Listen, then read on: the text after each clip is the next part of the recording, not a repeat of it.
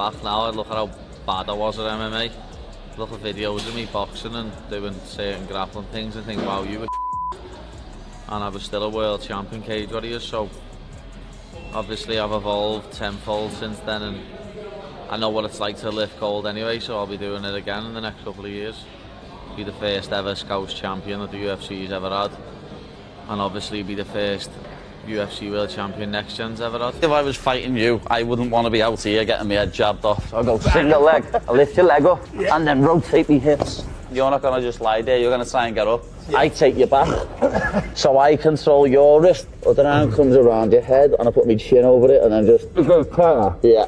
For me, I know you're a busy man. I hope that we speak before or in the lead up, but if we don't, what can fans expect? What are you hoping to show on January 24th? I'm hoping to come out there. Well, I know I'm going to come and win the belt, but obviously I want to have an entertaining fight. Don't want to have a boring fight, lads. And I think it's impossible when Justin Gaethje's in the other corner. You know what I mean? You can't not have a good fight when you're fighting Justin Gaethje. So, but I think everyone's going to be shocked, to be honest, because I think I'm going to knock him out. So people won't expect that. People think I'm just going to try and grapple and take him down, when I'm not. I'm going to come out and I'm going to put it on. Expecting an early knockout, a late knockout, somewhere in the middle? I don't see him getting past the third, just like Chandler. And with January coming up and the new Paramount deal, that main event of UFC 324, it's going to be headlined by Paddy Pimblett and Justin Gaethje. Who do you favor in that fight? Man, I got to go with Gaethje. I feel like he's the one that is more like enjoys like a knockdown drag out more than the other guy. Not that Paddy Pimblett doesn't love to fight. It's just Gaethje loves to like actually get down and throw fist for fist. And he's also got the Division I wrestling to kind of negate some of the biggest skill sets of Paddy. Paddy's like a very dominant grappler when it comes to submissions and being, aggressive with that. I think Gaethje has the tools to keep it where he wants it. When Justin talks, he said it live, no hesitation, sending shockwaves through the fight world. Paddy the Baddy Pimblett, known for his relentless grappling, is not just planning to win against Justin Gaethje. He's aiming for an early knockout. Forget the wrestling. Forget the ground game that everyone expects from him. He's promising a spectacle of striking, a decisive finish that mirrors the devastating power seen in other legendary matchups. This audacious declaration isn't just a prediction. It's a gauntlet thrown, challenging every analyst, every fan, and even Gaethje himself to rethink everything they thought they knew about this fight. The sheer audacity of calling for a lights-out performance against one of the most durable and violent strikers in the game has ripped open the curtain on UFC 34, hinting at a level of confidence or perhaps delusion that will either make him a legend or break him entirely when the cage door finally locks. I don't know I'd end up fighting for the belt anyway, so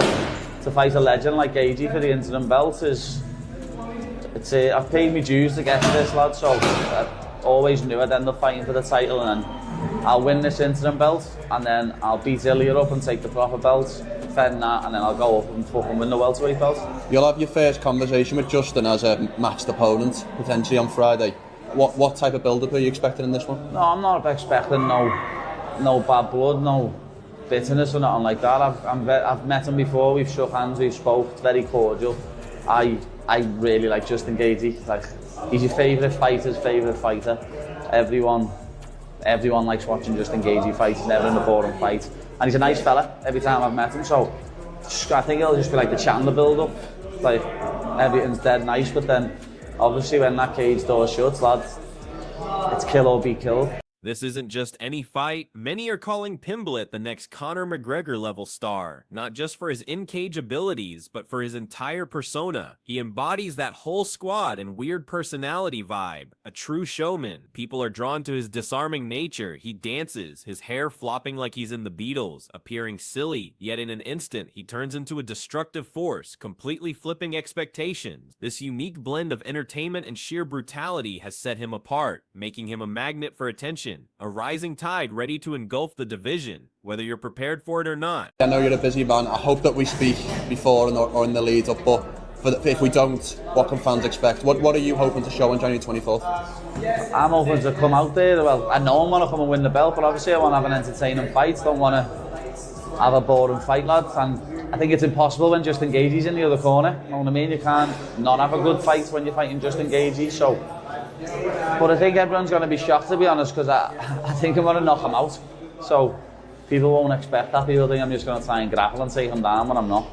I'm going to come out and I'm going to put it on. Expecting an early knockout, a late knockout, somewhere in the middle? I don't see him getting past the third, just like Chandler. The unexpected reality is that Justin Gaethje, the seasoned veteran, isn't brushing off Pimblett's challenge like many others would. He's taking it seriously. Most untouchable fighters tend to laugh away these kinds of bold calls. But Gaethje feels the tension, he hears the noise, and he understands the stakes. His face reveals a man who knows this encounter could indeed get wild. And instead of backing down, he appears eager, almost wired for mayhem. This isn't just a fight to him, it's an opportunity where he thrives when the arena feels completely unpredictable. A dangerous sign for anyone standing across from him. It's been a minute, brother, and I think the last time we saw you, you were talking about fighting Makhachev, right? After the Fiziev fight, yeah. Right? That's what we were looking at that point, and a lot of things have shaken up since then. Yeah, it's the nature of this game. It's always like that. Yeah, I thought Makhachev was calling to fight me at the time, and then he went up. They vacated. They make an interim fight, and I don't get the call. But yeah, I just stayed the course, and I've been really working hard and training and really sticking to my guns when it's come to taking the right matchups. I would have fought anybody. I would have fought Arman. I would have fought Paddy. I would have fought Ilya, as long as it was, for a belt. And that's where we're at. So I'm excited. So did you tell the UFC at the time that interim fight was ready, like, hey, just call me and I'm there? Like, had you made them aware? No, I didn't even know that was happening. And then they announced it. So yeah, it was cool. It kind of sucked because again, the champion was calling to fight me. And then he vacates, and then I don't get the call. So that was tough. But, I was coming off a loss versus Max Holloway. It is what it is, and timing is everything. And this is perfect timing to finish everything out. Despite Gaethje's readiness for chaos, a stark truth hangs heavy in the air. When the pandemonium truly spirals out of control, even the strongest fighters discover just how fragile their safety net truly is. The intensity of fighting at the division's apex against someone like Gaethje means there's no room for error. 5 minutes of getting sucked down, beat up, a fleeting glimpse of hope, only to be caught in a new brutal exchange. This environment doesn't just test skills, it exposes every single weakness, every doubt, every momentary lapse, pushing athletes to the very brink of what they can physically and mentally endure. I think people will think it's trash talk, but it's just him being him, me being me, If this is an entertainment business, and he's one entertaining motherfucker. So, yeah, I wouldn't mind him adding something to the story so that people want to watch. Either way, people are going to watch. I'm the most consistent, most exciting guy, and this guy is on a freaking tear right now. So when that cage door locks, we're going to try to beat the shit out of each other, and I can guarantee every person in the arena will turn into an animal, and that's my goal every time. Pimblett, however, has been meticulously preparing for this moment, treating his training partners as the best for a reason, ensuring they only make him better. He's been putting in the work, constantly timing himself and honing his craft, recognizing that facing the top of his division, a legend like Gaethje offers a clear benchmark. He wants to see what you've got to get to be the best in the world, embracing the grueling process, this relentless pursuit of improvement, not just for a win, but for ultimate validation, hints at a deeper ambition than mere fame. It's about proving his place at the very pinnacle of the sport. Feel like, because I think the odds are in favor of Paddy, like, do you feel like you're going to play spoiler, or do you feel like, hey, they're looking at this whole thing wrong right now? Oh, no, I love being the underdog. I think I've been the underdog. So out of the 12 fights, I think I've been an underdog like 8 or 9 times, because I'm always fighting such tough competition. But yeah, absolutely. I'm going to do the same thing I did with Tony Ferguson and Khabib. I'm going to fuck this whole thing up, and then I'm going to fight Ilya. Joe Rogan, a voice often considered prophetic in the MMA world, has weighed in, favoring Gaethje in this colossal matchup. His reasoning is rooted in Gaethje's inherent love for a knockdown drag-out fight, an enjoyment of pure, unadulterated slugging that perhaps even eclipses Pimblett's fighting spirit. Crucially, Rogan points to Gaethje's Division I wrestling pedigree, a powerful tool that could effectively negate some of the biggest skill sets of Paddy. Pimblett is a dominant grappler, aggressive with submissions, but Gaethje's wrestling offers the capability to keep the fight precisely where he wants it, shifting the dynamics entirely. Mixing up the grappling and the striking, staying at range, not being in the pocket with him like a Chandler would be, like a Fiziev would be. I reckon Pimblett's going to beat him. Gaethje coming towards the tail end of his career. I just want to mention now, Arman Sarukian is... This is tough for Arman. Okay, he's probably going to have to fight someone else. He said he would be on this card. I don't know if they then called him and he said, no, I can't be on that card, and that's why they've done this. If that's what comes out from this, I guess it could be a bit more understandable, because otherwise it would have been Nunes Harrison to main event, and we just can't have that. We just can't have that. But this is insane. Gaethje versus Pimblett is an absolutely insane fight. I'm looking forward to it. This is a massive, massive matchup. Ton of hype on the line, but I do want to mention, Pimblett has floated up to number 5 in the rankings. Magically. Scouse magic, dude. Scouse magic. Don't ask for that on a street corner in Liverpool, by the way, but this is some Scouse magic. Okay?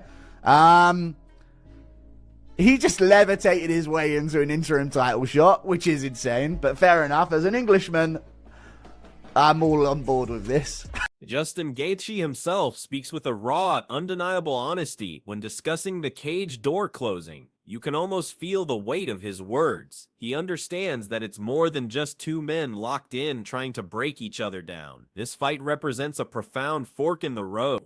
One man will continue his ascent, momentum propelling him higher, while the other will inevitably begin a slowdown. Gaethje recognizes that momentum itself is the true, formidable opponent here. It doesn't just fade, it builds relentlessly until someone decisively stops it dead in its tracks. And right now, the unspoken truth is that Paddy Pimblett is carrying more momentum than anyone cares to admit. His rise has been meteoric, fueled by a captivating persona and increasingly dominant performances. This isn't just hype, it's a tangible force that can dictate outcomes, shaping narratives and igniting belief. The sheer power of this momentum is a dangerous, unpredictable factor capable of overturning conventional wisdom and defying established rankings. It's a silent engine driving Pimblett forward, and it's a force Gaethje must confront head-on to prevent himself from being engulfed. Pimblett isn't just seeking a win, he views this fight against Gaethje as a crucial stepping stone to an interim title, declaring, "I've paid my dues against this lot." His ambition extends beyond. He plans to win the interim belt, then go for the proper belt, aiming to eventually talk with the world champion for the ultimate prize. This isn't about one fight, it's a meticulously planned ascent up the ranks, a declaration of intent to claim the highest honors, leveraging this legendary matchup as a launchpad for his undeniable destiny in the sport.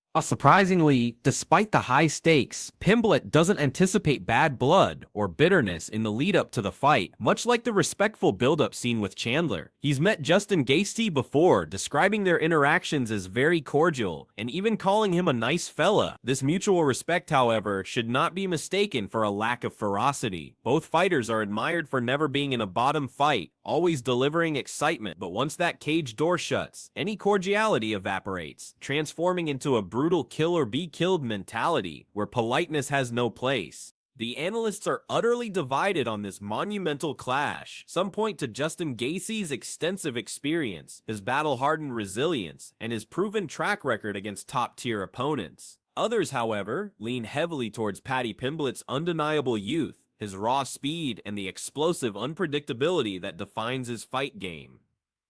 It's a classic showdown between pressure and instinct, a collision of generations, but let's be brutally honest, timing frequently trumps experience in this unforgiving sport, and momentum, a powerful unseen force, simply doesn't care how many years a fighter has been in the game. Whispers surrounding Justin Gaethje's career trajectory are growing louder, with murmurs of him slowing down and having endured too many wars starting to permeate the air. This is a dangerous narrative because in combat sports, when such doubts take root, it's often a precursor to something truly ugly unfolding. It's the kind of catastrophic event that abruptly ends debates, leaving no room for argument or speculation. The scariest part, however, is the eerie normalcy with which everyone is acting, as if such a career-altering possibility doesn't even exist, completely oblivious to the approaching storm. Paddy Pimblett's current demeanor speaks volumes. He isn't clowning around, he isn't overtly hyping the crowd, and he's remarkably quiet, intensely focused, and dangerously still. Fighters don't enter this state of calm unless something profound is brewing deep within, a calculated resolve that transcends mere bravado. This isn't just pre-fight hype anymore. It's something entirely different, something almost primal. That kind of internal stillness, when it emanates from a fighter of Pimblett's caliber, often signals that truly bad things are about to happen, catching opponents completely off guard. The odds, surprisingly, seem to be favoring Paddy Pimblett. However, Justin Gaethje thrives in this exact position, relishing the role of the underdog. He confesses to having been the underdog in 8 or 9 out of his 12 fights, a testament to the consistently tough competition he's faced throughout his career. He openly embraces the idea of playing spoiler, declaring his intent to fuck this whole thing up, much like he did in his legendary performance against Tony Ferguson. This isn't just confidence, it's a veteran's grim determination to defy expectations and upend the entire narrative.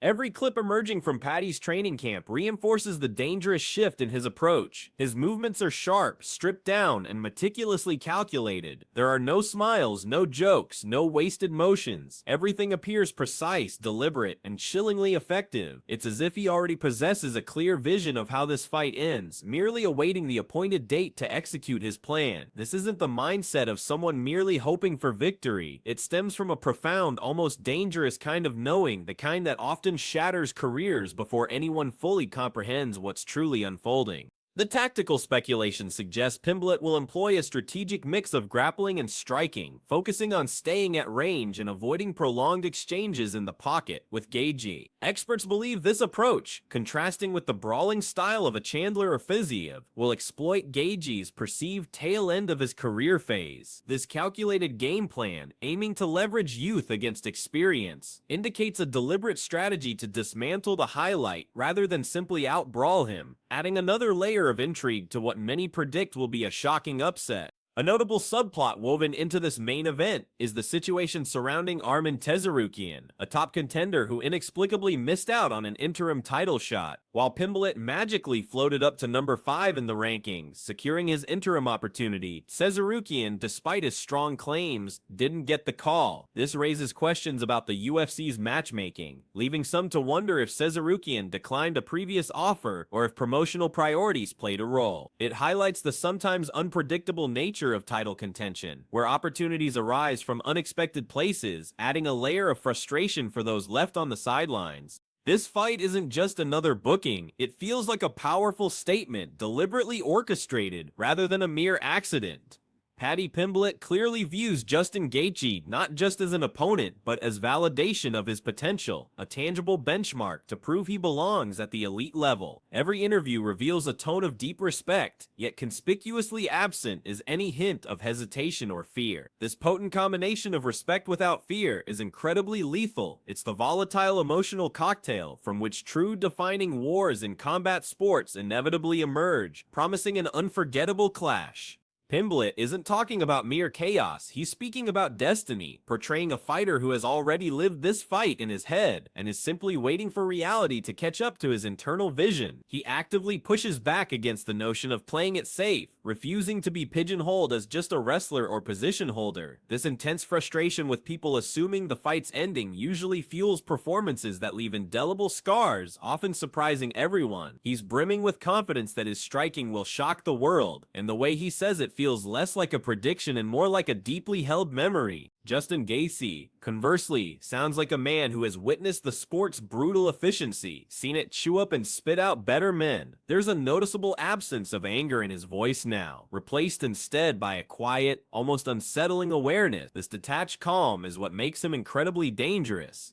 When veterans cease the trash talk and begin to accept what's coming, it usually signals they've made peace with the inevitable confrontation. This isn't a sign of weakness, it's the quiet resolve of a warrior who is mentally prepared for the absolute worst-case scenario. However, Gaethje's tone carries an unsettling implication. It sounds less like ignition, the spark of a new beginning, and more like closure, the quiet acceptance of an ending. This profound sense of peace with what's coming, while seeming stoic, is paradoxically a perilous place to be when raw chaos is about to erupt, because history has a cruel way of reminding us that when the unpredictable storm hits, those who have made peace with the impending struggle are often the first, and most dramatically, to fall victim to its fury, leaving shattered dreams in its wake. The predictions are already stacking up, with talk of Pimblett pushing an insane pace, dominating control and possibly even ending the fight before the final bell. The unsettling part? It doesn't even sound far-fetched. Once this idea takes hold, it spreads like wildfire, shaping headlines and even subtly influencing the fighters' own minds. but nobody seems to be truly contemplating the profound risk. What if this fight completely reshuffles the entire division? What if one night changes everything? Rankings, title paths, the established pecking order. Everyone will scramble afterward, pretending they expected it, but the chilling silence before the chaos reveals the terrifying truth of its true unpredictability. This fight isn't destined to end with a mere loss on someone's record. The stakes are far too high, the narratives too intertwined, the implications too vast. One of these men will walk out of the octagon fundamentally shattered, their title hopes potentially gone, their hard-earned reputation cracked, and their entire future suddenly clouded with uncertainty. Everyone will claim they saw it coming, yet the eerie calm that pervades the moment leading up to this collision speaks volumes. It's the palpable quiet before the storm, the tense stillness that precedes the kind of chaos that doesn't just decide a winner but irrevocably alters destinies, leaving an indelible mark on the sport forever.